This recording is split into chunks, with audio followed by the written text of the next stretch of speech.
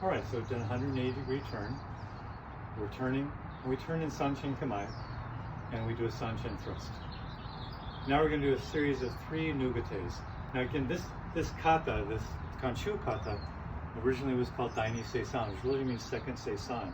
So already we've done a number of techniques that you're going to encounter again in the Seisan kata. This series of 3 nugates is really just taken clearly right from the Seisan. So we've turned, we've done a Sanchin thrust, you're going to go switch to Kamai, and now you're going to circle Wasuke, again bringing that hand to Sanchin position, and Nugate. Now again, the Nugate for kata is like that. As you're doing this circle Nugate, each time you do this, you want to brush the inside of your arm. Brush the inside of your arm. So you're getting this sense of blocking and deflecting, but also this sense of maybe there's something here that you're gathering, or something else you might be doing with that technique. And that's perfectly fine. You want to feel that brush. And that's been emphasized to me by a number of people. Johnny and a number of people on Okinawa have emphasized this need to have that little touch. And this circle nugate. Stepping through again, nugate. So each time you do that, nugate, connect with your body. So in addition to the brushing and the circling and this, we've talked before in the Sanshin how as you draw your strike back, you want to feel the hip initiate. The hip initiates the strike. So how are we going to have the hip initiate this strike as we're stepping through? Because we're not really pausing for this. So what we're going to do is we step through with this wawoshi block, with this circle block, is I'm going to feel my hip extend. As my hand is coming back, this hip's extending, and this is coming back and opening slightly. So as I'm coming through, extending, and that way I'm already in position when I go to strike to let that hip come in and basically close my pelvic girdle to get power again from the floor. So each time I make a step, I'm feeling myself extending forward, which lets this hip draw back, and then the nugate coming out. Each time I'm stepping forward, this is driving through, this is opening and extending. Try and coordinate your breath with each strike. So you do a series of 3 of those strikes. After the third strike, we're going to turn and do a waoke. So this is right from Sanchin, this waoke block. And if you want, you can turn and set. You can begin practicing where you're not setting. However you want to practice it. Again, this is your kata, your practice, what feels comfortable to you. I'd recommend though that as you finish your waoke, again you have a sense of feeling like you're turning something, like something spinning in your palm. And that creates a lot of power for you when you come out, and it also helps keep your elbow in when you retract. So we do a woke off to the left, then we do a 180-degree woke. Now, this kata is often demonstrated as just turning to do the woke. If that's how you want to practice it, that's fine. When I was taught the kata, it was a sanchin turn. So my woke was done at 180 degrees. So again, at home, and your kata, you practice it how you want to practice. But after we come off this woke, this next technique, again, is one of those techniques that you can master incorrectly in one move and not get so well. It's difficult for a lot of people. I don't know, I didn't struggle with this move, I think because Johnny gave me a training move. And the training move was this. So we're going to come and we're going to do this motion. This it's been described as a two-handed jodanuke. I tend to think of it as a two-handed hazuki-uke, where I'm snapping and snapping. And I'm moving from my center, snapping and snapping. The problem that many people have is as they're doing this, they collapse up here. They're thinking they need to pull into their chest.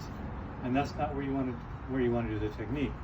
As you're doing the technique, you want to keep this bend with your arms. So as you're coming down, there's a bend and a strike, bend and a strike, and a feeling of almost pulling into center. So as you're making this move from the woke, this sense of, oh, I'm gathering something up as my hand is snapping down, and that gives me power to drive up. I'm not going to expose the inside of my arms as I come up. I'm just going to come up. So what was the training wheel Johnny gave me? The training wheel is to come to make a triangle with your hands. So that gives you a good position. You've got this triangle, squeeze down and up. If that helps you, use it. Don't rely on it forever, but use it. Feel like you put your hands right on somebody's chest with a triangle, pulling and thrusting. That will allow you to do this double rising, this double hachikuke without collapsing your arms up here. You'll have the sense of, oh, my hands are together here. So no collapsing. Right? After we do that, we're going to do another 180-degree turn. When we come off the turn, we're going to do a circle block shomagiri, circle block front kick. As you do the front kick, again, keep your thumbs in, keep that sense of circularity going on in the palms of your hands. Keep your body connected, feel the floor. Okay, Johnny used to say all the time, sit. When you do kicks, you need to sit. Well, he wasn't saying, sit. Let your weight drop into your hips. There's a real tendency as we do kicks, especially if you're doing kata, and a kata like this where you can get kind of chesty to begin with, as you do a kick, to rise up. Do not rise up. Keep in your hips, feel yourself sitting down, feel that energy going out your hands, and kick. As I talked about in the Kanshu, you want to feel that foot come up and go out as much along the line of your center as you can possibly make it. Again, don't try and get over, but don't kick out here from your hip. Bring it in. The other thing that does is protects you. Comes up your center line and protects you. I know Art Rabisa would say we just kick from here. I'm not as good as Art Rabisa, so I don't do that. So circle, kick. And now we're going to do what we talked about in the Kanshu kata. From here, from that kick, we're going to move in and do an elbow strike. So again, as we move in, you want to feel yourself move through center, feel yourself connect with the earth. I'm keeping my hand up along my center line to protect as I make a circle. As I circle, this hand is circling out, my hips are expanding, this is circling. As I go to the elbow strike, I'm going to really squeeze my little finger, strike along my center line, drop it down the middle, and again later on if you want to do this where you're striking and then just hitting, that's fine. But I would suggest for now, just practice striking, come to center, back fist, pull back, choke in. Now if I were wearing my belt, what you would have seen is my center moving. And so pay attention to what's going on with your center. As I'm coming in, I'm visualizing that I'm meeting something right here at my center. So my center line is right here. Whatever I'm hitting is slightly off this direction. When I do the back fist, I'm actually moving a little bit. My center's moving.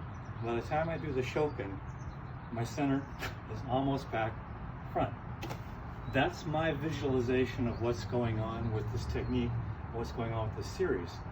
It's my visualization of what would happen if I were using this to throw, for example. If I'm throwing, I'm going to want to go a little bit past my center so that whatever's coming behind me can go over and go around, be thrown. If that's not your visualization, okay. Keep in mind your center is your center. Even though I tend to focus on the one point and the obi point, it's 360 degrees.